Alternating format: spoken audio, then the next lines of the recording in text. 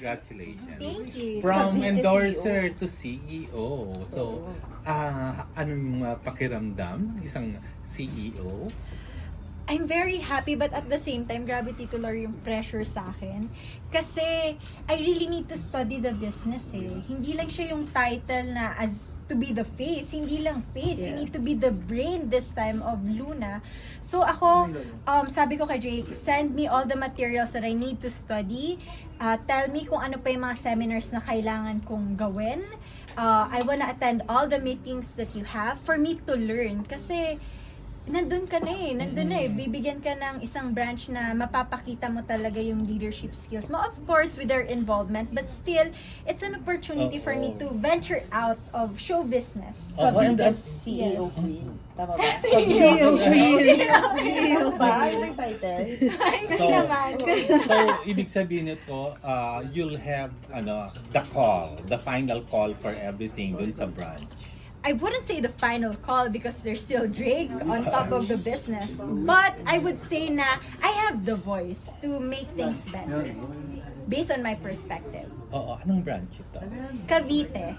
Tinanong ko din sila, kanina pang question, why Cavite? Wala naman, siguro nag-draw lots lang sila. Si Rabia mapupunta sa Cavite. So, anong plans mo now that you'll be in charge of the Cavite branch? For me to learn the business, I need to be on site. So, siguro in the coming days, pupunta ako sa site namin. I wanna know the staff, kung kamusta yung pamamahala doon, kung ano talaga yung nangyayari doon, ano pa yung kailangan doon. Because it's very important to have an open communication between the people who works for the brand and between, the two of you. So, ako, bilang isang leader naman, I would say na I listen for you to be able to make the best decisions in the business. You have to listen sa mga taong nagtatrabaho din. Mas pag-aaralan mo ba ang mga tungkol sa gems? Yes. Aside from that, siguro, Tito Lor, I need to study talaga yung statistics, yung numbers talaga. Ilang percentage ba yung appraisal rate? Kailan ba bumababa? Ano yung kailangan paghandaan? Ano yung mga threats sa business na anong remedy doon. So, I have so much to learn. Parang feeling ko, back to school ulit ako. But still, I'm grateful to be here. Parang ang dami mo nang alam. Hindi pa. Sabi mo nga, ano yung mga threats? So, it will be parang threats and trends. Yes. I love that. Threats and trends. And of course, there's a lot of also booming industry kasi yung jewelry, di ba? We have our competitors. Siguro, yung healthy din doon is that, ano ba yung ginagawa nila na we can also apply sa business namin? Because it's a healthy competition. Everybody wants to strive, wants to achieve their optimal, the best result. Hindi lang para sa business, pero also for the people that work for Luna. Meron bang meron ka bang gagawin na may plans ka ba na mga gagawin na para sa lang, sa branch mo lang, like siguro meron kang particular na pictorial o mga kung anong display. Tito Lor, wala pa talaga ako naisip in particular, but yung isasuggest ko sana, we wanna make this luxury jewelry affordable para hindi lang siya affordable in terms of sana magkaroon kami ng installment scheme. Tapos mapahaba pa namin yung terms para yung kahit yung average, earners natin, they can still acquire jewelry as good as Luna. Bakit tingin mo ma-attract sila na mag-invest sa diamonds kahit na of course they're working for minimum wage kung yan ang target mo? Kasi maganda yung bilihan ngayon.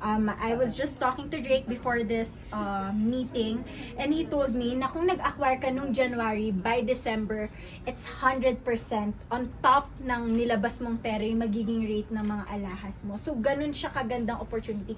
Plus, MJ, physical, hawak mo siya diba? Unlike ng, alam mo naman, may mga investments tayo na masakit sa dibdib na parang Yung nangyari nga sa'yo. yung nangyari sa akin, pero again, nandun naman, mabait naman yung Diyos natin. May mga nawala man, may dumating, and it's na to, yung Galing. Luna. Oo. So, paano mo pagsasabihin ang career at ang pagiging CEO? The good thing is that itong Luna, empire na siya built by Drake at marami kami dito.